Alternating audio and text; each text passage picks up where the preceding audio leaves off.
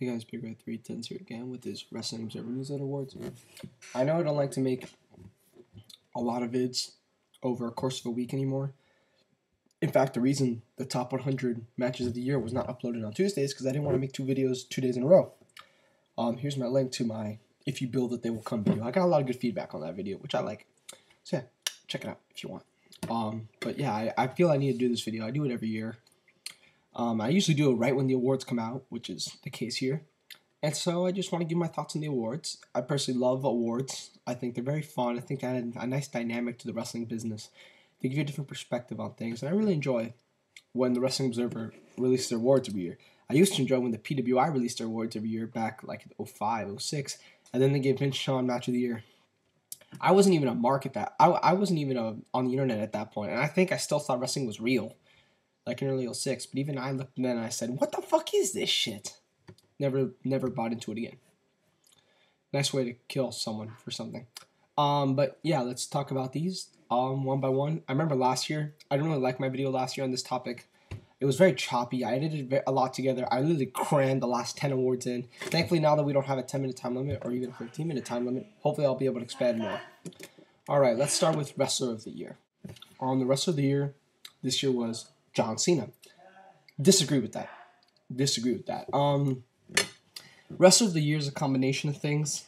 It basically, they basically combined into one: best box office draw, best technical wrestler, best for business. Whoever got the most for a company, the face of a company most likely wins this award.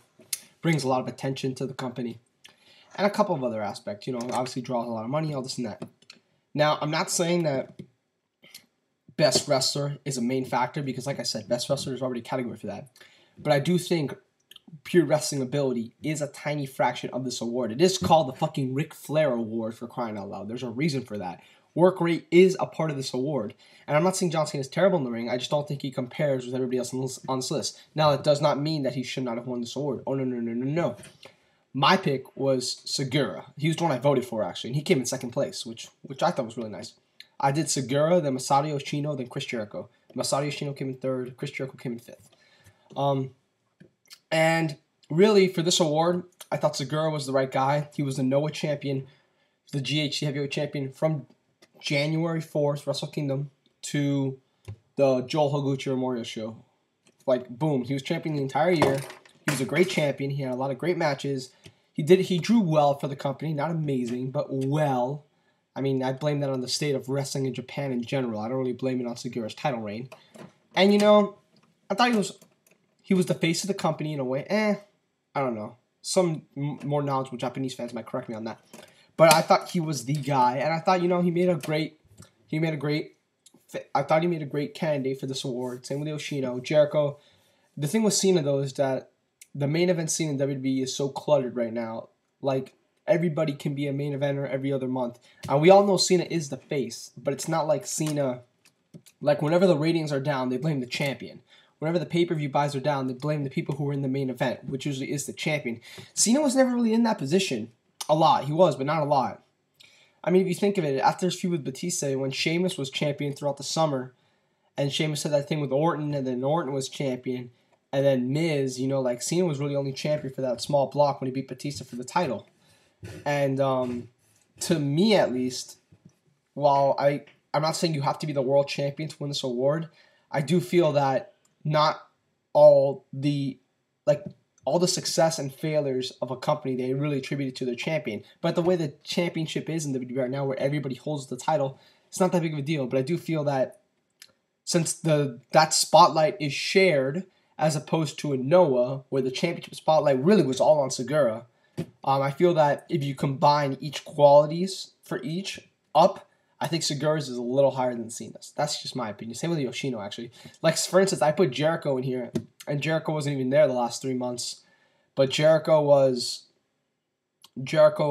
awesome on the mic, was able to carry a program, brought a lot of prestige to the WWE. I mean, he fucking won the award last year, and he wasn't even a world champion last year. He won it for bringing prestige to the tag division and the Intercontinental title division and being a slight world champion. And, Jericho did a really great job this year. That's why I nominated him. But I can totally understand Cena. He's the face of the company. You can always just nominate Cena whenever you don't know. I don't know who to pick for this one. I'm just going to put John Cena. Like I said, I think Sugiura was the better option. And that's who I voted for. And then Yoshino, then Jericho. And if I had to pick a fourth, I would have put Cena. Like, for instance, Davey Richards is on this list, but Tyler Black is not. You know what I mean? Well, I can more understand Davey Richards. Davey Richards kind of is the face. Like, all the faces of the company are here. Like, Chris Jericho, Davey Richards. I mean, not Chris Jericho. Davey Richards, Nakamura, Mystico, Kurt Angle. They're all there. All right.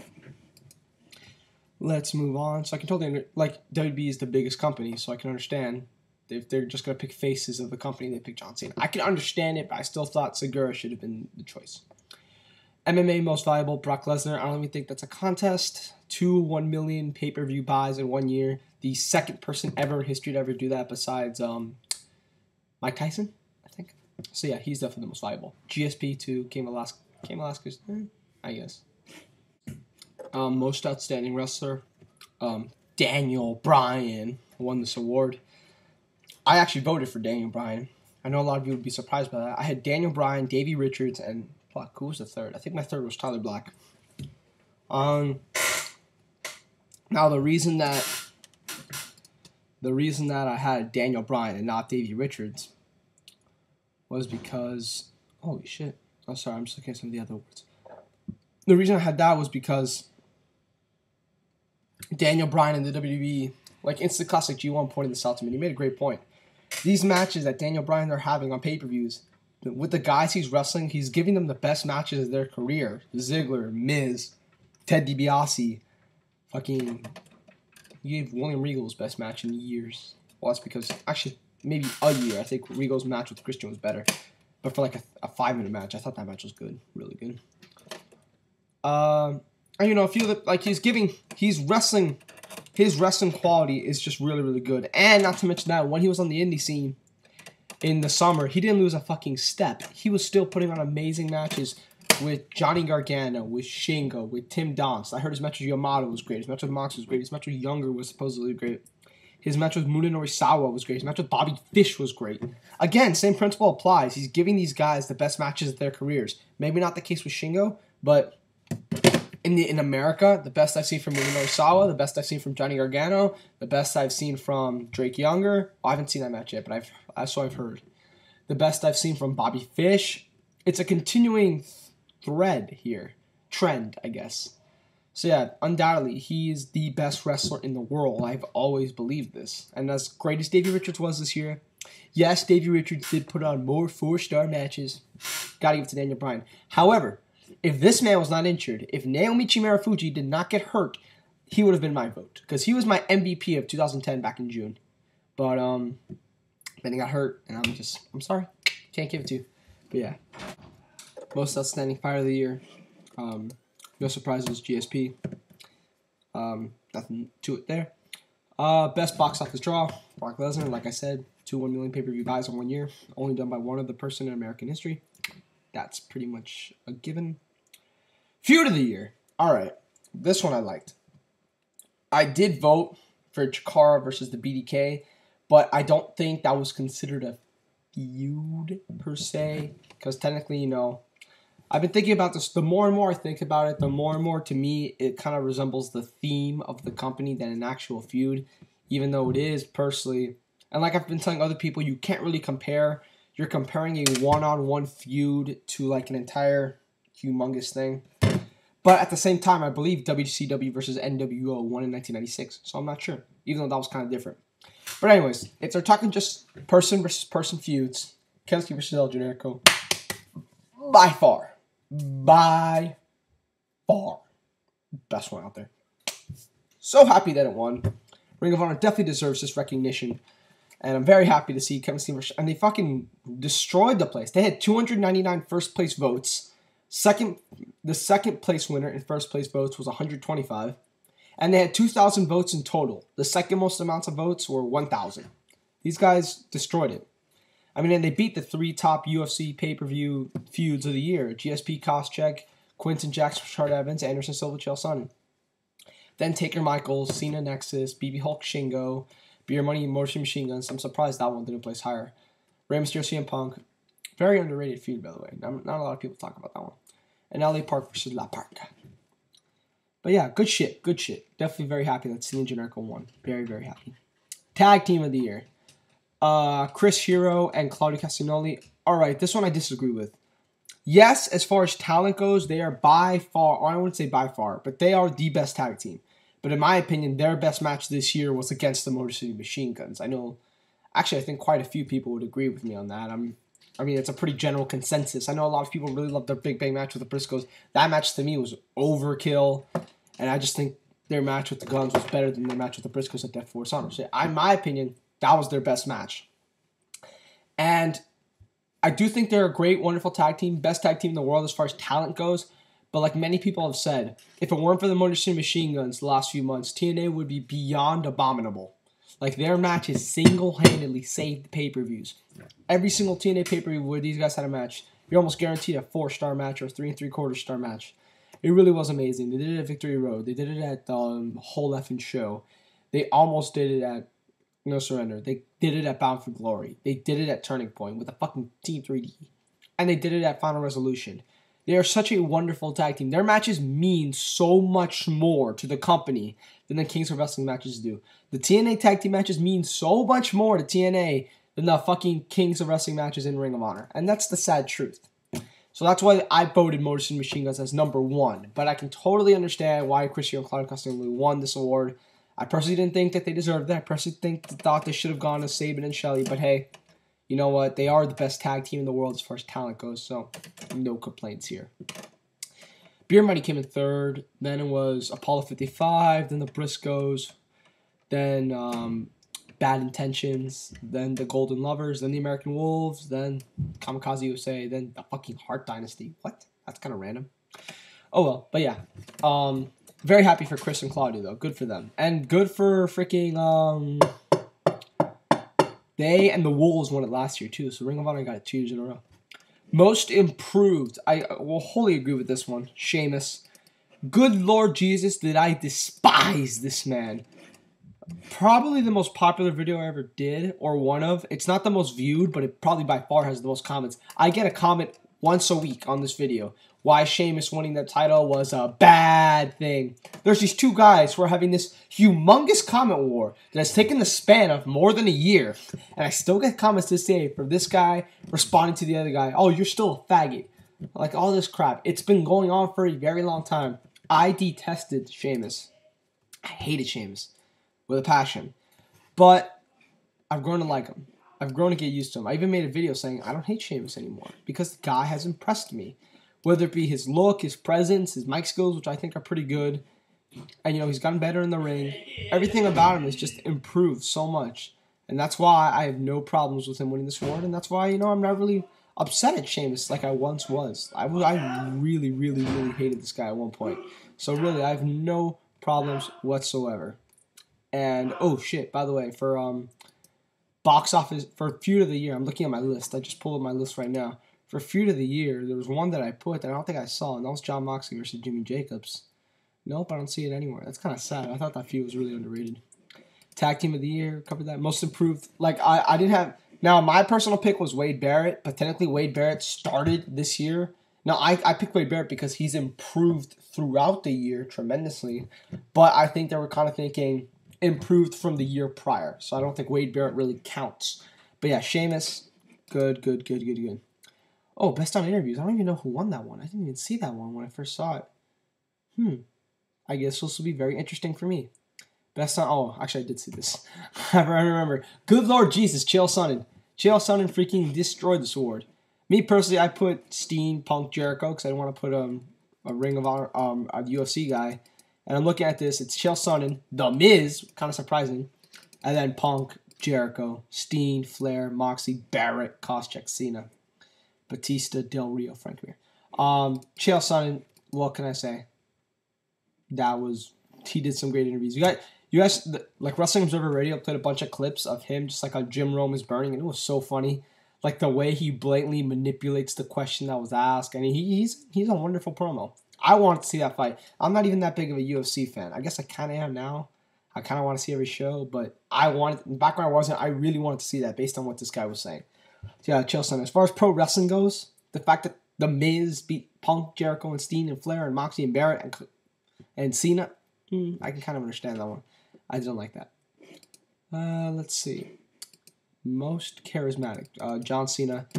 Wow, it almost went exactly as I wrote it. I had number 1, John Cena, number 2, Brock Lesnar, number 3, Alberto Del Rio. This had 1 Cena, 2 Lesnar, 3 The Miz, 4 Del Rio. So no problems there. Cena is charismatic. Best technical wrestler. Freaking Daniel Bryan again. I've already made my peace with that. Even if you don't want to consider the fact of how meaningful his matches were, whether they be in the WWE or in the indie scene when we never thought we would see him again and we thought this was his return. Either way, as far as pure potential and talent goes, I still say he's the best in the world, and boom. Now you can see why. Tyler Black's kind of been shafted on this list. I mean, on all this. I mean, he kind of left Ring of Honor and has disappeared from wrestling because he's in FCW, but still.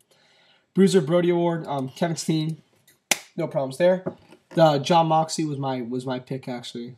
Is there any Drake Younger? El Generico, I see him as one of the honorable mentions. How the hell is El Generico a brawler? I mean, I understand he was in this feud with Kevin Steen where he had a lot of brawling type matches, but he's nowhere near a brawler. I'm just trying to see who else I voted for.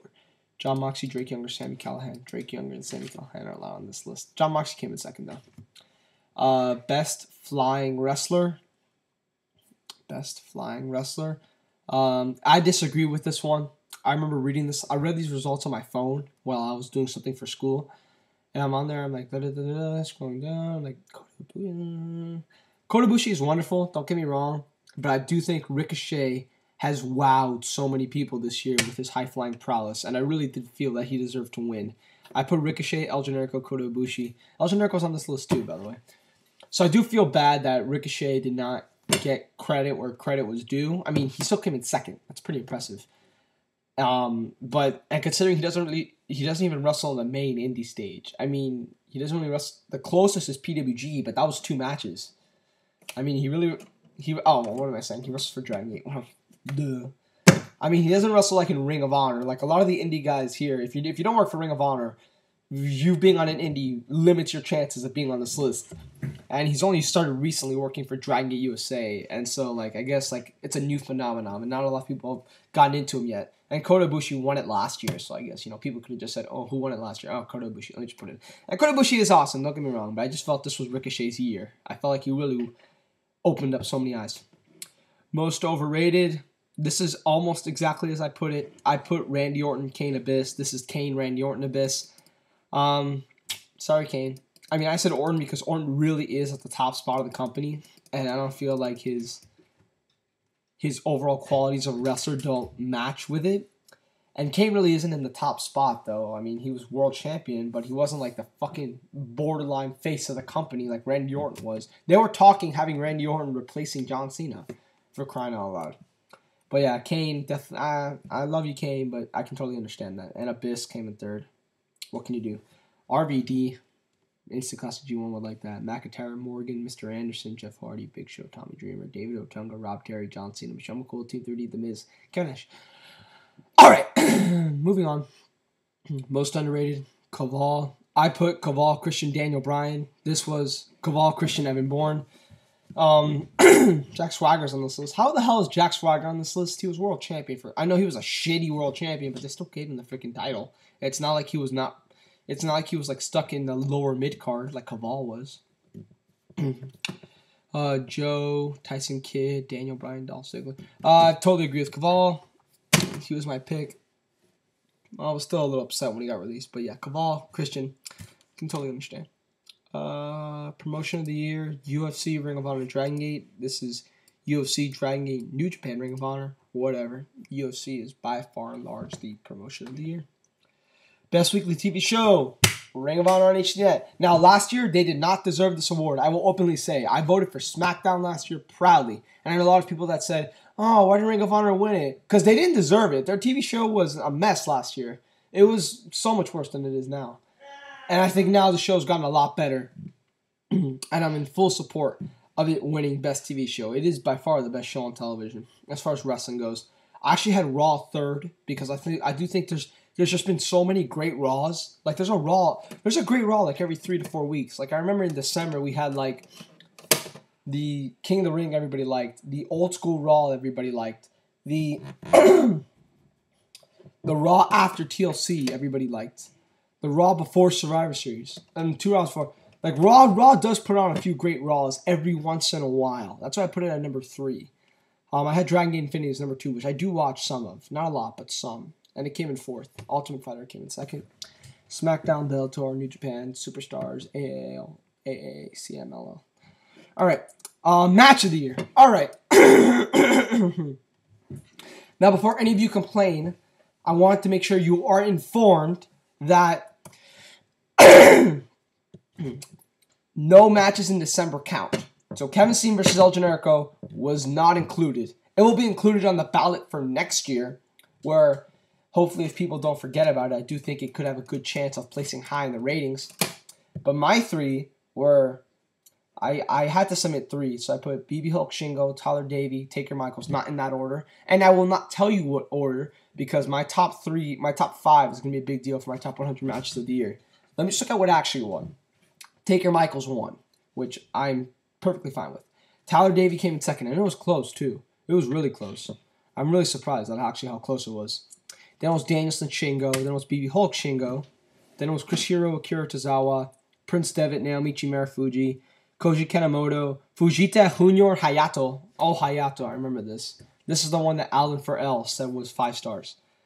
Don't agree with you on that one, Alan. Don't agree with you. The Kings of Wrestling vs. World's Greatest Tag Team, Motor Machine Guns vs. Beer Money, and Daniel Bryan versus Dolph Ziggler. A lot of other matches, most of which are on my list. Almost all of them are. But, yeah. So, great stuff here. I don't really disagree with anything. Personally, I think Naomichi Marufuji versus Kenta should have placed a lot higher. I mean, good lord, I don't even see it in the honorable mentions, which is a disgrace. But I do think that should have placed higher. But overall, I think all the matches are fine, really. Now, Tyler Davey did come in 2nd. Taker Sean did come in 1st. I know it's going to be very controversial for some people. I will talk about this when I go over my matches of the year top 10. And I decided I'm going to do this. I'm going to do a video for number 100 to 50.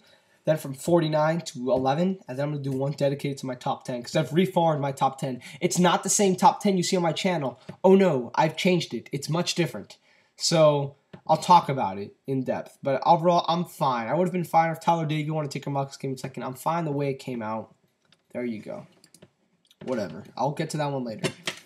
Let me see. MMA match of the year. I've seen this match. Leonard Garcia versus the Korean Zombie, or Chan Sung Jung. This fight's crazy. Now, I personally voted for Akiyama versus Lieben, and then Chael Sonnen versus Anderson Silva, and then Lesnar Carwin, which came 2nd, 3rd, and 4th.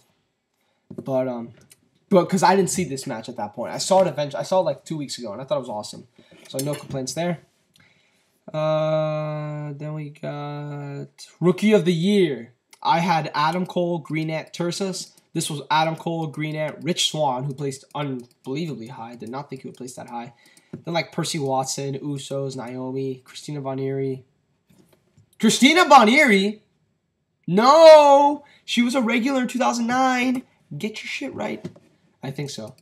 Anyways, I have no problems with Adam Cole winning. He was awesome this year. And to think that he got a job in Ring of Honor in his rookie year, that's pretty impressive. Now, rookie year isn't the first year you started wrestling. Like Green Ant, I believe, started wrestling last August, because they give you a 6-month grace period. And Adam Cole made great waves in Ring of Honor. He's made waves in CZW, in Dragon Gate, in Evolve. He's made waves all over the place. So, yeah, I'm perfectly fine with him winning the sword. Green Ant was number 2 for me. He's a great talent. Very happy to see him come in 2nd. Best non-wrestler performer, Derek Sabato was my pick. I don't think anybody picked Derek Sabato. No. But, freaking Vicky Guerrero won, which I'm fine with. I would have picked Jim Cornette if he had more of a television role, but he didn't. Best TV announcer, Joe Rogan. I'm trying to stick to just pro wrestling here. But CM Punk came in 3rd place. And remember, December does not count. So that would have been a total of 3 weeks of his commentating. Do you know what that is? 3 weeks of his commentating, and people just decided, boom, best television announcer. That's pretty sad if you think about it. Josh Matthews was the 2nd pro wrestler, then Mike Hogwood, then Taz, then Michael Cole. I had Mike Hogwood, Dave Prazak, Michael Cole. Worst television announcer. Michael Cole won this one handedly, and I didn't think this was very fair because Michael Cole on NXT, I thought was great. I thought it was great. Yeah, Instant Classic G1 did make a good point. He doesn't know he doesn't know the fine line between messing with someone and burying them, because the way he talks about these talents, he buries them. He doesn't know how to make fun of people without burying them, and that is a problem. I understand, but like I think his personality on that show saved that show from being just totally unwatchable. I mean, Full Color 99 loves this guy, loves him. He talks about him on his Twitter all the time, and I definitely thought Matt Striker was worse. I really hate it when Matt Striker creates fake stats or fake facts in his commentary. It really drives me insane whenever I hear him say, "Oh, but you know, he wouldn't have lost the title last night because he's won the title 7 times." And I'm like, he's won it twice, but whatever. It really does annoy me when Matt Striker makes those fake stats. It's so much more aggravating than Michael Cole. That's why Matt Striker easily would have been my pick. But hey, Michael Cole won. In fact, I had Matt Striker, Todd Grisham, Mike Tenay. And this was Matt Striker came in second, Todd Grisham third, Mike Tenay fourth. The problem with announcer, though, is that there's not much disparity between the two. I mean, look at this. Michael Cole was first here, and he was 8th in best announcer. Jerry Lawler was 4th here, and oh shit, he was actually not. He was an honorable mention on the other one. Mike Hogwood was 6th here, and Mike Hogwood was 6th. He was 6th in best television announcer and 6th in worst television announcer. There's very few Taz was 7th in both. Dave Prazak was 9th and 8th. There's not a lot of disparity between these two because there's very few announcers. So I wouldn't put too much weight into these awards. There's not a big pool to choose from. Best major show, not wrestling show, best major show, UFC 116 won. I'm fine with that. As far as wrestling goes, Death Before Dishonor did win. And Death Before Dishonor got more first place votes than UFC 116, which I thought was really impressive. If you compare the amount of people who ordered UFC 116 to the amount of people that ordered Death Before Dishonor, yeah, that's impressive. But UFC won because it had more second and third place votes. Death Before Dishonor, then WrestleMania, then 7. And then the New Japan pay-per-view, Enter the Dragon, Money in the Bank. I personally had it a little differently. I had it Death Before Dishonor 8, 7, Enter the Dragon. But, hey, close enough. A lot of people did like Mania this year. All right, now worst shows. Worst show of the year, they gave it to Hardcore Justice. I disagree with this one. I would have given it to Turning Point because Hardcore Justice, I could sympathize with. It wasn't really an attempt at match quality. I've gone over this a million times. I don't want to go over this again. I thought Turning Point was far more offensive of a pay-per-view. It didn't have worse matches, but it was more offensive of a pay-per-view. Just the way they booked the Joe Jarrett match, the Jeff Hardy Matt Morgan match, the Pope Abyss match. They made their top stars look like shit. Morgan, Joe, and Abyss. And then they did the exact same thing the next month. That's what even made me angrier. Usually it's okay if it builds something. No, you did the exact same thing the next month. So yeah, I hated that pay-per-view. That was my pick. And Hardcore Justice, I could sympathize with this. But Hardcore Justice, technically, as far as match quality goes, if you add up the cumulative score, did have the lowest of any show this year. So I'm fine with that. Then Bragging Right, Survivor Series, Destination X. You can only pick one for this award. Best Wrestling Maneuver, Ricochet, Double Rotation Moonsaults. I put the Kings of Wrestling, KRS 1. But hey, this is fine with me as well. No problems with that one. Most discussed promotional tactic. I had giving the belts to Scott Hall and Kevin Nash because I couldn't really think of one. But I guess stand up for WWE campaign was pretty bad. Rob Terry Shout came in second. I thought that was worse. Tommy Dreamer Bloodbath in front of his young daughters. That's not really I guess that is a promotional tactic. John Cena Firing Eagle, considering I was there when they did that, yeah, that was offensive. Vicky Guerrero constantly promoted as fat and ugly. I think they're overreacting to that one. Eric Young, Concussion Angle Comedy, that's bad. And TNA making Jeff Hardy World Champion while indicted. That's pretty bad. Worst TV show, Impact. It's won the last 1, 2, 3 years in a row. This is the 4th year in a row that I won it. I am not surprised. It also won Worst Promotion if you didn't figure. What are you going to do? It actually beat out NXT by a lot, too. That's kind of sad. By a lot. Worst Match of the Year. This one I was very happy with. Me and Trademark both agree with this. Caitlyn versus Maxine, in my opinion, was by far the worst match of the year. Now, the problem is, not a lot of people really saw it because it happened on NXT. And I believe it happened on NXT when NXT was online. It didn't even happen on television. It might have. No, I'm pretty sure it happened online. That's pretty bad. Actually, no. This one happened on television. I'm actually pretty sure of it now. I'm not sure. I can't tell. So yeah, Caitlin Maxine. I'm not sure if it was on TV, but I believe it was. Anyways, it could have been on the internet. I can't remember this shit. But anyways, it was terrible. You guys have to see this match. It was horrible. So many terrible botches. These women, I believe, like Alicia Fox and Vicky Guerrero didn't have like live mics on them, so they were just like saying, "Yo, come on, get up," like giving tips to their. It all came off so poorly. I hated this match. Vince McMahon, Bret Hart came in second, which I disagree with totally.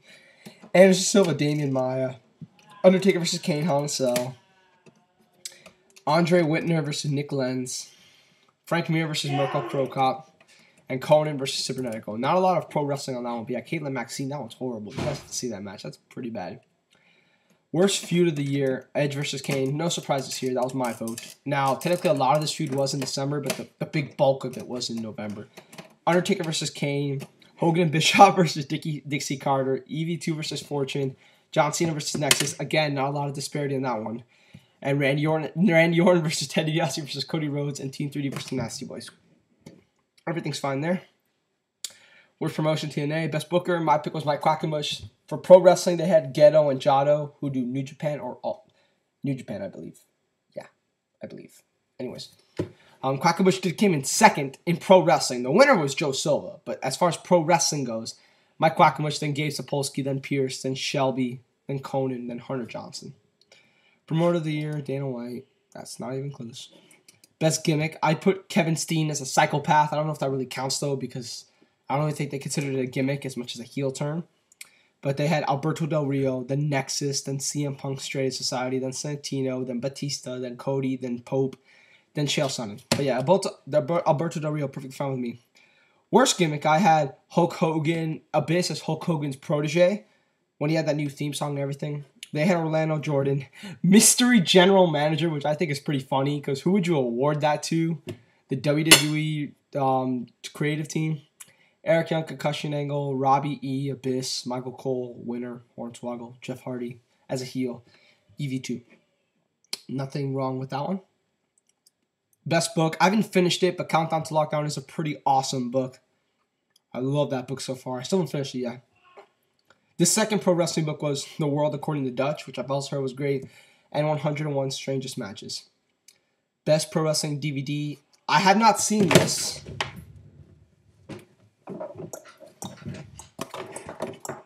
This I heard was awesome. I have not seen it yet, though.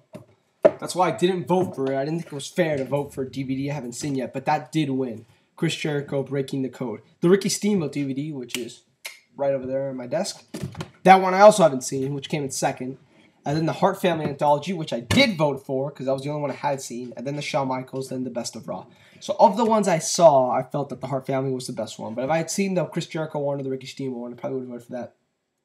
Those are our Pro Wrestling Newsletter Awards. I pretty much agree with most of them. The only one I really had a strong disagreement with, I would say, which I didn't think was that strong. The ones that I definitely disagreed with, I mean, there's some that I didn't vote for it, but I was like, okay, that could have or should have won. And there's the ones I disagreed with definitely should have won. They deserve their winning. But I did not fully agree with Ricochet not winning Best High Flyer. I didn't agree with the Motor City Machine Guns not winning Tag Team of the Year. I didn't agree with Sugiura winning Wrestler of the Year, but I can totally understand John Cena. And was there any real, prime disagreements I had? The Match of the Year one we're going to talk about. I'm not saying I disagree with it nor disagree with it, but we'll talk about that one. And most overrated, I thought should have gone to Randy Orton, but that's pretty much it. I pretty much have a general agreement with everything on this list. So yeah, with that, I'm out. Big Red 310. Check out my video. If you build it, they will come. And about that video, I do understand star power is necessary. You can't just have JTG versus Chris Masters in the main event of WrestleMania. And I don't know if I said that star power isn't important. I don't know if I said that, but I did say it's overrated, and it is overrated. I just think building the match is much more important. Yes, star power is important. I just think building the match is more important. That's what I was trying to say. All right, big Richard. Okay, see you.